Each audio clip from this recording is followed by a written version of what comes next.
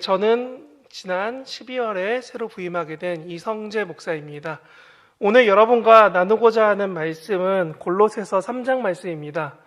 여러분들 혹시 이 말씀을 처음 읽어보신 분들 계십니까?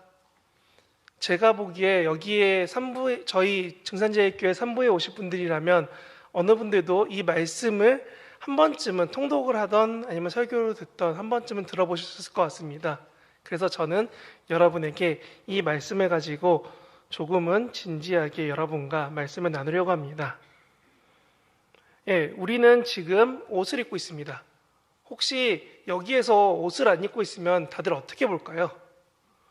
우리가 옷을 입는 이유는 현재를 살아가고 있는 거의 모든 문화권에서 동일하게 입고 지냅니다. 그리고 이것을 가지고 우리는 옷을 입어야 된다, 옷이 중요하다고 말하면서 저 어릴 때는 이렇게 배웠습니다. 의식주가 매우 필요하고 중요한 거다라고 말을 했습니다. 근데 오늘 본문을 보면은 참 재미나게 12절부터 14절까지 내용이 다 옷에 대한 이야기로 시작하고 옷에 대한 이야기로 끝이 납니다. 그래서 저는 이 의식주를 통해서 여러분들이 어떻게 옷을 지켜나갈 것인지에 대해서 말하고자 합니다. 오늘 본문은 이렇게 말합니다. 제가 먼저 본문 가운데 의가 아닌 주 먼저 시작하려고 합니다. 여러분들 요즘에 뉴스에 한참 나오는 말이 있습니다. 예전에 금융권이 미국에서 금리가 오르지 않으니까 사람들이 돈을 열심히 빚을 지고 모아서 집을 샀는데 지금 미국이 금리를 올리기 시작하니까 그걸 감당하지 못해서 힘들어하는 사람들이 많이 나옵니다. 라고 뉴스에서 종종 나옵니다. 한 주, 두 주가 멀다 하고 뉴스가 나오고 있습니다. 그걸 보면서 누군가는 말합니다. 왜 저러고 살아? 누군가 말합니다. 그 돈 만들기 너무 힘들다라고요. 근데 이렇게 사람들이 주라는 것에 집중하고 그것에 포함돼서 살려고 노력하는 세상이 되어버렸습니다.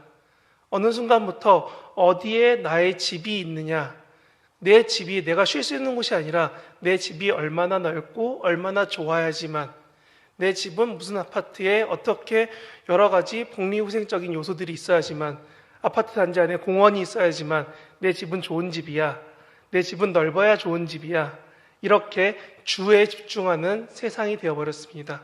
그리고 식에 집중합니다. 내가 어디 가서 뭘 먹어봤네, 뭐가 어떻고 좋네. 솔직히 저도 그랬지만 저도 SNS, 인스타나 페이스북에 보면은 많은 사람들이 올려놓습니다. 내가 어디 호텔에 가서, 어디 유명한 음식점에 가서 이런 거 먹어봤다고, 좋다고, 어디 여행 갔더니 이게 좋다고. 결국은 우리 사람들은 어느 순간 나도 모르게 삶 가운데 이렇게 말하고 있습니다. 머무를 장소, 가본 장소와 내가 먹어본 것, 내가 무언가 맛있고 즐거운 경험들에 대해서 자랑하기 시작했습니다. 그리고 그것을 자랑하지 못하는 자신을 안타까워하는 그런 삶으로 우리가 살아내곤 합니다. 그런데 여기 계신 모든 분들도 아시겠지만 한 15년 전, 20년 전만 해도 그걸 못한다고 손가락질 받고 놀림을 당하고 무시당하진 않았습니다. 근데 지금 젊은 친구들한테 물어보면 대부분 그렇게 살지 못하는 거를 안타까워할 때가 많아지고, 제 주변에는 그런 사람도 생기더라고요. 목회자인데 1년 내내 둘이서 돈을 모아서 호텔에서 호캉스로 1박 2박 3일을 보냈다. 너무 행복했다. 이게 써도 그만 안 써도 드는 일들을 마치 그걸 한 것을 통해서 내가 뭔가 바라는 것을 누렸다, 그리고 나도 이렇게 자랑할 수 있다 라는 판단들이 이 세상 가운데 어쩌면 목회자까지도 들어와 버린 현실적인 이야기입니다. 제가 이 이야기를 전하는 것은 사실은 이런 누군가 자랑하고 이런 멋있어 보이는 게 나쁘다 좋다라고 싶은 게 아니라 젊은 세대들이 나도 모르게 그 삶 가운데 살아가고 있다는 겁니다. 이들이 그 선택을 강요받았지 원해서 선택한 것이 아닙니다. 친구들 다 같이 그러고 있으니까 내가 그걸 하지 못하는 것을 안타까워합니다. 저는 오늘 의식주 중에 의를 말하고 싶은데, 이 먼저 식과 주, 먹을 것과 집에 대해서, 여행에 대해서 이야기한 이유는 이것보다 더 크게 자랑하는 것이 옷이기 때문에 그렇습니다. 제가 시작할 때 여러분께 여쭤봤죠. 여러분 다 옷을 입고 계시죠? 그쵸? 여기서 옷 안 입은 분 없으시죠? 근데 옷을 입을 때 여러분 혹시 예전에 그 옛날 우리가 뭐 역사책에 배울 법한 이야기처럼 옷을 입는 이유가 아담과 하와처럼 무언가를 가리기 위해서 나뭇잎으로 옷을 입으셨나요? 아니면 뭐 가죽 옷을 집으셨나요? 우리가 옷을 입을 때 어느 순간부터 기능성이나 여러 가지 효과를 중심으로 옷을 입지, 옷을 하면서 걸치기만 하면 되지, 따뜻하기만 하면 돼. 솔직히 그런 마음으로 우리 옷을 사진 않잖아요. 예전에는 그랬을지 모르는데 지금 여러분들 다들 그렇게 말씀하시면 우리 다 알잖아요. 이거는 빈말이다. 인사치레 하는 말이지 실제로는 이거 예쁜데, 이거 명품인데, 이건 또 품질이 좋은데, 나도 모르게 그렇게 옷을 가지고 우리는 많은 것을 담아냅니다. 누군가 시상식에 드레스 입고 나온 걸 보고 와 너무 예쁘다, 저 옷은 나도 사고 싶어 라고 하는 사람도 있는가 하면은 드라마나 영화에 나오는 옷을 보고 저 옷이 다 팔렸대, 완판이 됐대 라면서 사람들이 종종 옷을 따라 입기도 합니다. 그래서 그런지 백화점 명품관에 가면은 식품은 거의 없습니다. 집도 명품관이라는 건 없습니다. 그런데 옷과 액세서리는 명품관에 가득합니다. 무슨 말이냐? 실제로 많은 사람들이 곧 보여지는 옷과 액세서리에 많은 돈과 많은 마음과 많은 에너지를 쏟고 있다는 겁니다. 그래서 우리는 다들 옷을 입고 있지만 모두가 같은 옷을 입고 있지 않습니다. 모르겠습니다. 옛날에 공산주의가 한참 싸우고 있었던 그때에 같은 옷을 입었고, 교복이라는 같은 옷을 입었고, 이런 여러 가지 상황 가운데 같은 옷을 입은 예전도 있지만 지금 2023년에 사는 우리 증산제일교회에서는 같은 옷은 거의 없습니다. 근데 제가 여기 오기 직전에 한 간증을 교회에서 들은 적이 있습니다. 거기 간증하러 온 사람은 몇 천억 대의 재산이 있는 사람이었고, 이 사람이 청년들에게 격려하고자 간증을 왔는데 이 사람이 했던 말 중에 제가 기억에 남는 한 가지가 있었습니다. 자기가 30이 될 때까지 과외 강사를 하는데, 과외 선생님을 하는데 주로 입고 다니는 옷이 바지 3벌밖에 없었다. 그랬더니 데이트를 갔다 여자친구가 하는 말이 오빠는 왜 바지가 3벌이야? 라고 물어봤는데 그 친구가 이렇게 말했답니다. 바지가 돈을 벌어주는 게 아니기 때문에 난 바지에 돈을 쓰지 않는다고. 이 말을 한 친구가 저랑 같은 나이입니다. 누군가 말합니다. 돈을 너무 아꼈기 때문에 돈을 많이 벌었겠지라고요. 하지만 제 또래인데도 불구하고 돈을 안 쓰는 사람도 있습니다. 하지만 많은 사람들이 의에 집중하고 있습니다. 오늘 우리처럼요. 근데 저는 이 옷이, 이 많은 것이 격식을 담고 있고 의미를 담고 있는데 그 의미 가운데 우리는 오늘 본문처럼 이런 내용들을 담고 있느냐 하고 싶어서 서론을 길게 말합니다. 여러분, 오늘 12절을 한번 띄워주시겠어요? 혹시 가능할까요? 자막이요? 12절 보면은 이렇게 써 있습니다. 동정심, 친절, 겸손, 온유, 인내라는 내용들로 너가 옷을 입어라 라고 본문이 쓰여 있습니다. 왜 옷을 입으라고 하냐면 당시의 사람들이 이런 모습들을 가지지 않고 살아가고 있기 때문에 그렇습니다.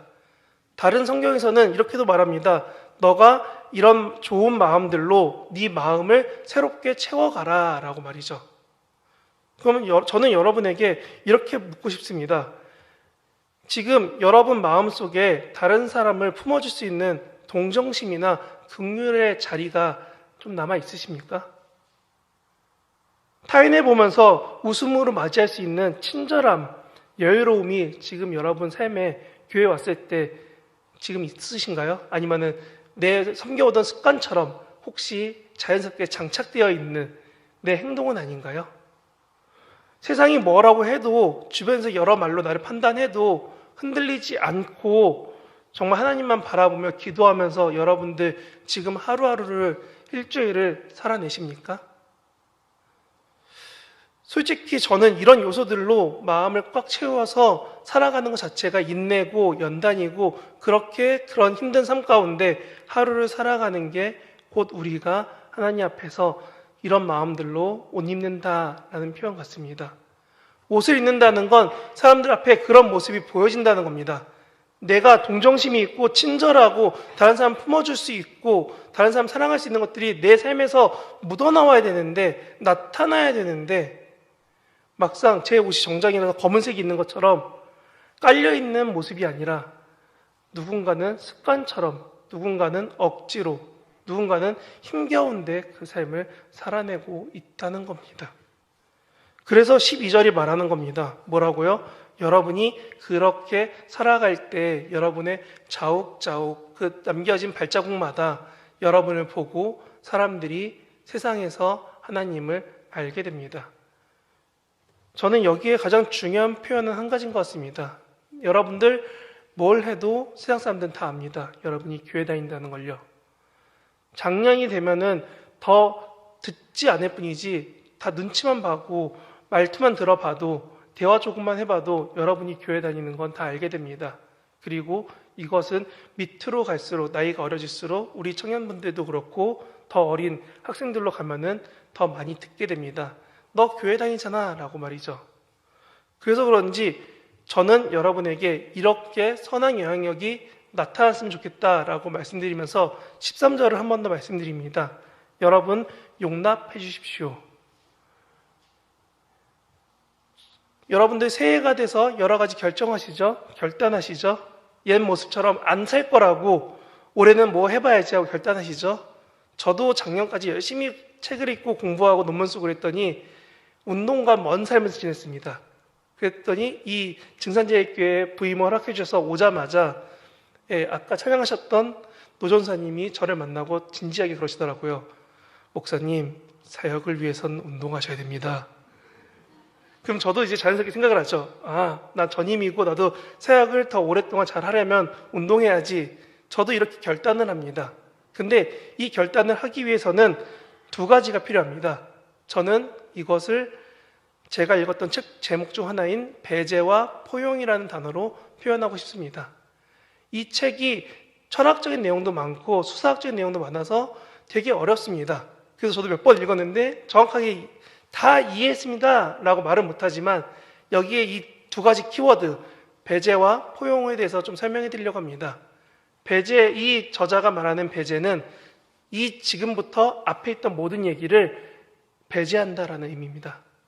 내가 새롭게 지금 어린이부 가면서 만나는 아이들이 작년까지 어떤 어린이인지 신경 쓰지 않고 내가 새롭게 만난 선생님이 작년까지 여태까지 삶이 어땠는지 그 먼저 들었던 이야기들보다 내가 만나서 이야기 듣고 결단하는 그 모습들을 그대로 믿어줘야지.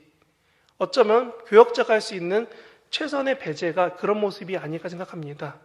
이 사람이 이렇게 살아왔으니까 저것밖에 안 될 거야. 나도 모르게 쉽게 판단할 수 있는 그런 많은 선입견들보다 이 사람이 하나님 앞에 결단했으니까 믿어줘야지 하고 앞을 완전히 지워버리는 것. 이것이 이 저자가 말하는 배제였습니다. 그럼 포용은 뭐냐? 배제한 대로 사람이 못 삽니다. 힘듭니다. 우리가 그래서 작심삼일이라고 말하잖아요. 열심히 나 운동해야지. 이틀 갔다가 힘들어 못하겠어 하는 것처럼 우리가 못 삽니다. 그럴 때 그렇게 할 수 있다라고 격려해주고 믿어주고 포용해주는 것. 이 사람이 실수하고 넘어지더라도 다시 일어날 수 있게 힘이 되어주는 것. 그것이 포용이라고 합니다. 그래서 이 책의 저자는 우리가 완전히 배제하고 온전히 포용할 때 우리가 그리스도의 사랑으로 사람을 변화하는 데 도움이 될 수 있다. 우리가 바꿀 수는 없지만 우리가 그 변화에 쓰임받을 수 있다라고 말을 했었습니다. 그래서 저는 여러분에게 13절을 보면서 이렇게 말씀드립니다. 여러분, 옆에 있는 사람을 온전히 품어줄 수 있으십니까? 작년에 봤던 장로님, 그전년에 봤던 권사님, 우리 전도회니까 선교회니까 우리 청년이니까 내가 너를 10년째 보고 있는데 네 삶 그대로더라. 이런 생각 없이 기대하고 품어주면서 여러분들 서로를 위해 기도하고 관심 가질 수 있으시겠습니까? 12절도 너무 힘듭니다. 아까 말씀드린 것처럼 참고 기도하고 품어주고 친절해주고 이것도 너무 어려운데 13절은 말합니다. 그 상황에서 여러분이 용납해줘야 된다고요. 왜냐하면 하나님은 우리를 사랑하시고 예수님이 우리를 위해 죽으실 때 우리의 과거의 모든 죄, 오늘 이전부터 내가 지었던 그 모든 죄를 배제하시고 내가 어떤 잘못을 하더라도 그리스도의 이름으로 사죄하고 고백하며 기도할 때 내 죄를 사하시는, 용납하시는 하나님의 사랑이 있기 때문입니다. 우리가 그리스도를 믿는다면 이 저자가 말하는 것처럼 골로새서의 이야기처럼 우리도 용납할 수 있어야 됩니다. 이게 너무 어려워서 저는 14절이 있는 것 같습니다. 14절이 이렇게 써 있죠. 너희가 사랑으로 온전히 매라라고요. 목사님이 지난주 중에 금요일날 새벽에 말씀하셨죠. 전투복을 띠듯이 허리띠를 묶는 거라고 말씀해 주셨는데 저는 거기에다가 하나 더 말씀드리고 싶습니다. 여성분들 원피스 입을 때 액세서리로 허리띠 같은 걸 차십니다. 그게 허리를 고정해 주나요? 아니죠? 보여주려고 차는 거 맞죠? 저는 그렇게 알고 있습니다. 여기서 띠를 맨다는 거는 우리 생각에 무조건 허리띠, 무조건 좋은 게 아니라 내 겉에 보여지는 것 중에 제일 중요한 포인트가 사랑이어야 된다라고 말하는 겁니다. 당시에 그리스 로마 지역의 옷은 통갈하고 한쪽 어깨가만 믿고 한쪽은 없는 통옷입니다. 그리고 유대인들은 저희가 성가대 가운 입듯이 통짜로 된 옷을 입었습니다. 그리고 군인들은 우리가 아는 것처럼 되게 짧은 반바지 같은 느낌의 옷과 위에 갑옷을 입었습니다. 근데 이들에게 모두 다 동일하게 있는 것은 허리띠처럼 묶어주는 끈 같은 게 있었다는 겁니다. 유대인들은 이 옷이 너무 헐렁거리니까, 그리고 통갈하고 우리가 생각하는 그리스 로마 옷을 입었던 사람들도 그랬고, 군인들도 목사님이 설명해 주셨던 것처럼 허리띠를 묶어서 이들이 전쟁할 때 방해받지 않으려고 준비했다는 겁니다. 그럼 이 모든 것에 띠를 묶으라는 말은 결과적으로 마지막에 묶어서 이것이 움직이지 않고 이것이 준비되며 이것이 보여져야 된다는 겁니다. 내가 12절처럼 열심히 훈련하고 살 수 있습니다. 불교에서 말하는 것처럼 세상에서 선하게 살아가지고 여러분 삶이 누가 봐도 착하고 좋은 삶으로, 누가 봐도 영향력 있는 삶을 살 수 있습니다. 그러려고 돈 많이 벌겠다는 제 주변 친구들도 있었습니다. 그런데 그렇게 12절처럼 살고, 그래 그 단계를 넘어서 13절처럼 내 주변 사람들이 다 사랑하려고 노력할 수도 있지만 그 이후에 14절, 내 삶에 하나님의 사랑이 띠로 보여지지 않는다면, 포인트가 되지 않는다면 결국은 우리는 어설픈 하나님을 전하는 것입니다. 제가 어느 날 주변 친구들이 말해서 인형 뽑기라는 데를 가봤습니다. 밤에 불 켜져 있는 그곳에 가서 그 인형 뽑는 상자를 봤더니 어디서 많이 보던 친구가 이상하게 앉아있더라고요. 뽀로로인데 안경이 다르다던가, 애들이 좋아하는 포켓몬인데 뭔가 색깔이 다르다던가, 여러 가지 캐릭터가 있는데 조금씩 다릅니다. 왜 그러냐면 중국에서 만든 짝퉁들을 갖다가 부피를 채운다고 넣어놨거든요. 우리 삶에서 14절에 그리스도의 사랑이 제대로 묶여있지 않고 제대로 주목되지 않고 제대로 나타나지 않는다면은 우리가 전하는 그리스도의 사랑이, 아니 우리가 전하지 않았지만 세상 사람들이 우리를 통해서 보는 그리스도와 교회와 하나님의 사랑이 그런 짝퉁 인형들처럼 어설퍼집니다. 솔직히 여러분들에게 제가 말씀드렸습니다. 우리 모두는 교회 다닌다는 걸 주변 사람들이 다 알고 있더라고요. 그런데 여러분 삶에서 여러분이 원턴 원치 않던, 말을 하던 하지 않던 사람들은 다 알고 있습니다. 아, 저 사람 교회 다니니까 이렇게 하겠지, 저렇게 하겠지라고요. 제가 목사라 그런지 더 그 말이 들리는 것 같습니다. 아, 목사는 더 저럴 것 같아, 더 뭔가 할 것 같아 라고 말이죠. 그런데 여기에 중요한 한 가지는 이것입니다.